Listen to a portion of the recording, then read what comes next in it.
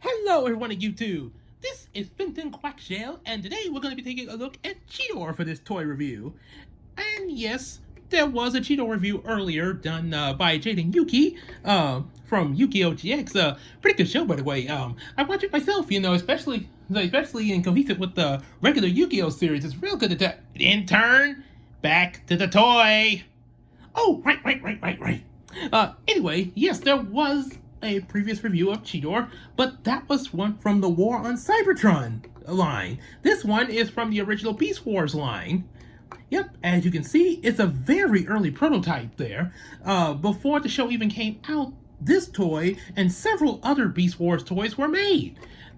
This was to kind of give an idea of what they possibly would put in the show. Of course, things did kind of turn out a little differently from what we see here with Cheetor, but some of the things are still the same, you know, like the overall design aesthetics there. I think the only major difference is that they make him look more fierce. So, anyway, for what we got, he's still a really good figure.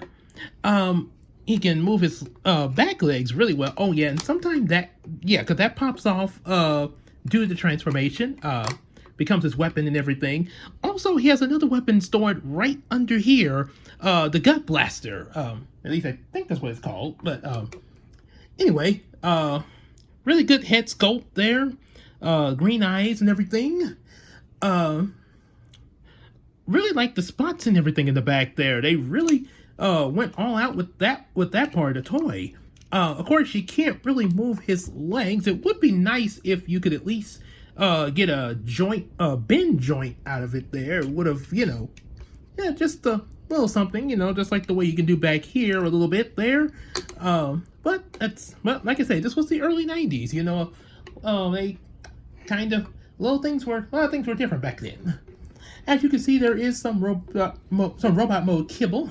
I can't have talk here. Robot mode kibble back here in the back. Mostly the robot mode legs that are visible back there, but that's all right there. Even in the War on Cybertron, they had that kind of thing with them. It wasn't as much, but you know, but you get the picture. So that's pretty much all there is for the beast mode there. And why don't we go ahead and get him transformed and everything, shall we? So you're gonna take off the tail like I just did. And now we're going to straighten up the legs, bring out the robot mode feet, like that. And we're going to bring down the legs. Now, unlike the show, unlike the show and the War on Cybertron figure, you can't take the legs and, you know, position them in the back like the way it would be in the show. But then again, this was made before the show, so that's understandable that, you know, a little error like that would be made there. So you deattach this, set that to the side along with his what will become his other weapon later. And now we're going to spin this around here. Also, then you have to move the legs around. This way, this is facing you. And now for the piece of the resistance. Gonna take this and a bluttering blood escape. Wait, I didn't mean for that. Don't attach to me yet. I got to remember those codes. Okay, so anyway, gonna take this part down to reveal this little part on his torso. Get his arm straightened out, like so. And it's a really good gold detail on the arms there. I really like that. I think the last time we got this figure when it first came out, it didn't have this. I think it was like blue or something like that. Well, anyway, straighten up the other arm. Now to take his head, and it reveals his robot mode head. And there you go. I'm just kidding. No, actually, you're going to take this, because it's not like this in the show, and you're going to take it around and position it like so. Now, you could do it like this, but the only thing is you'll be blocking the robot mode head from this view. So, kind of best to tilt it just a little bit, enough where you can still see the robot mode head. This does kind of create a lot in the front there because of this, but other than that, the rest of the figure is not that bad. actually has some really good proportions, by the way. As you can see, it has a really neat robot mode head scope. Love the detail in it there. Also, there was a, let's see, I think it could turn all the way around. Yeah, just like that. Also, there was a feature, if you saw when I turned it around, there was a little thing on the... Oh, excuse me. I had quite a big breakfast. So, you can flip this down, and I think that's supposed to be like its mutant head. Yeah, they had a thing. This was going to be a thing that they tried out when they first made the toys, but I don't think it really made its way into the TV show there. It was just... so... I guess this was a thought in progress that they never really got to do. Yeah. But anyway, for what we do get here, it's pretty cool, and it's good that we at least get to see that idea on our toy model with the mutant head, whatever thing. Take it for what you like. And you can also, and for his weapons, you just take this, fold that back, and you have this little blaster. He would use this sometime in the Beast Wars show, but not a whole lot there. And this is one of the things I really like about this figure, more so than the War on Cybertron figure, is you actually get to have his original weapons. That actually is a neat feat to give him there. And of course, despite, you know, some inconsistencies, you do get the most show-accurate look to the early show. Whereas War on Cybertron does have some looks, but of course, since it's a different series, it's going to have some different appearances. But it is at least show-accurate to its version, though. This one is show-accurate to its 1996 version, of course, as I said before, with some inconsistencies, but still there. And now we also have his gut blaster. Can fit in his hand like so. And the thing about this weapon here, a little cool feature that the toy makers decided to add to it.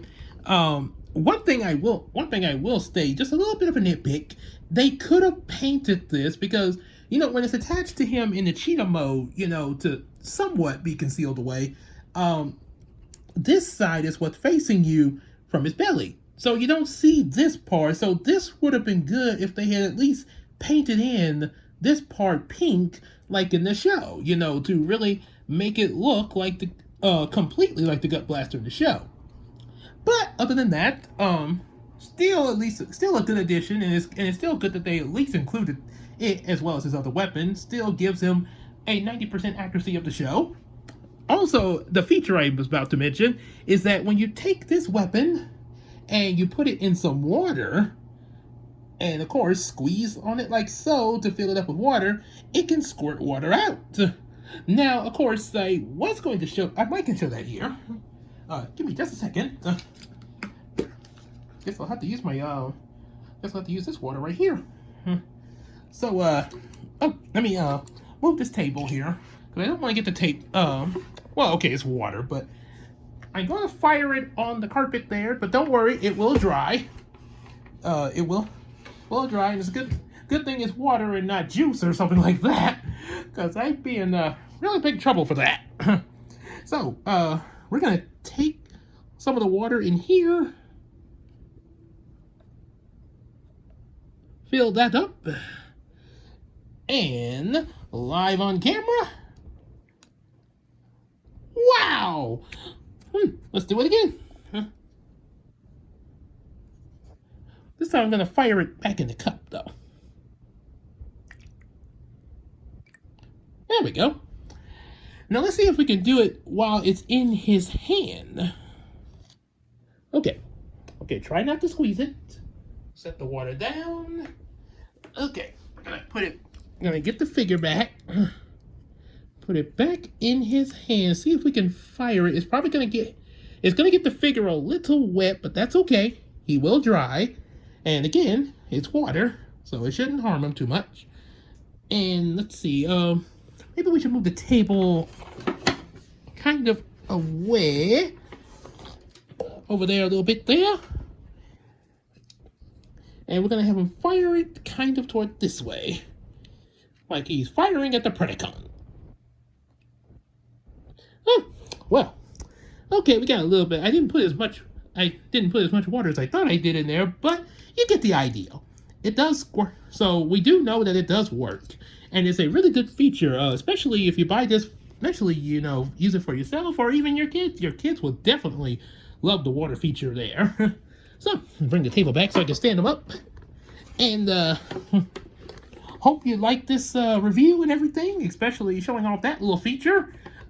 Hit that like button and subscribe to the channel.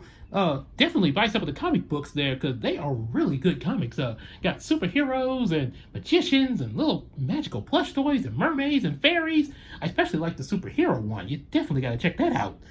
They're working on the reboot of it right now, kind of getting it in development and everything.